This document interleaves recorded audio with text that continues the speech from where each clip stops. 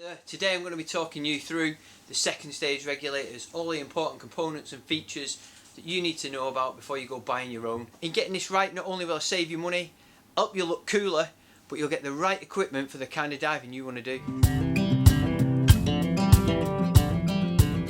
Hi, I'm Andy the Northern Diver and welcome to another episode in a series of scuba diving tutorials. In this episode we're going to be talking about the second stage regulator.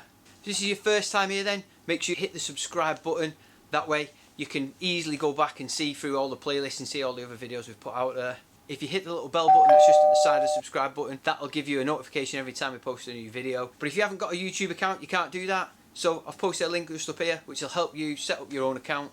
That way you can like, you can subscribe and you can share any videos that you watch. When I was a new diver, I started off, I just wanted to buy loads of bits of kit and I bought the cheapest available purely because I didn't know if I was going to be that keen on getting into diving or whether I'd be doing it that often or whatever. So I bought the cheapest bit of kit. I bought it second hand and to be fair, it wasn't really suitable for the kind of diving that I'm doing now. With that in mind, if you think about what you buy now, you won't have to buy something else to replace it in maybe a couple of months or a year or so. So common in the UK where it's majority of the water is cold, we would dive on a regulator that looks like this. This is made by Apeks and this is the XTX 40. Gas enters at this point here where the hose bolts up and goes through what's called a heat exchanger.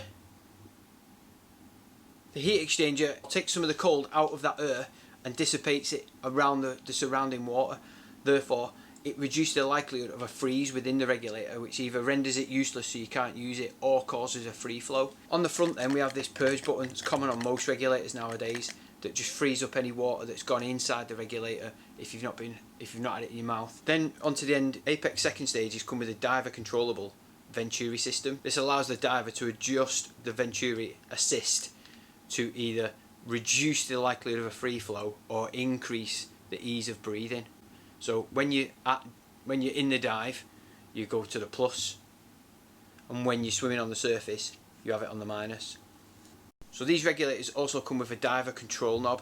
This allows you to adjust it out, so you wind it out the deeper you go to make breathing easier. It alters the cracking pressure within the regulator to give you a more comfortable breathe and doesn't give you any undesirable sensitivity from it or increase any leaks. They've then added this new one to the system a couple of years ago, the MTXR. And basically the biggest improvement on this is the fact that heat exchanger is flipping massive compared to that of the XTX. The idea being is that this takes more temperature out of the gas that's coming in and replaces it so it's less likely to freeze. So very, very strong effort from a cold water reg there. So my top tips for this then is firstly, know what your service intervals are. So for these which are Apeks, it's to be visually inspected every 12 months and then fully serviced every 24 months or 2 years. The second tip then, whatever regulator you're using as your primary regulator, if you fit this small sort of bungee loop over the mouthpiece, what you can do is wear it as a necklace.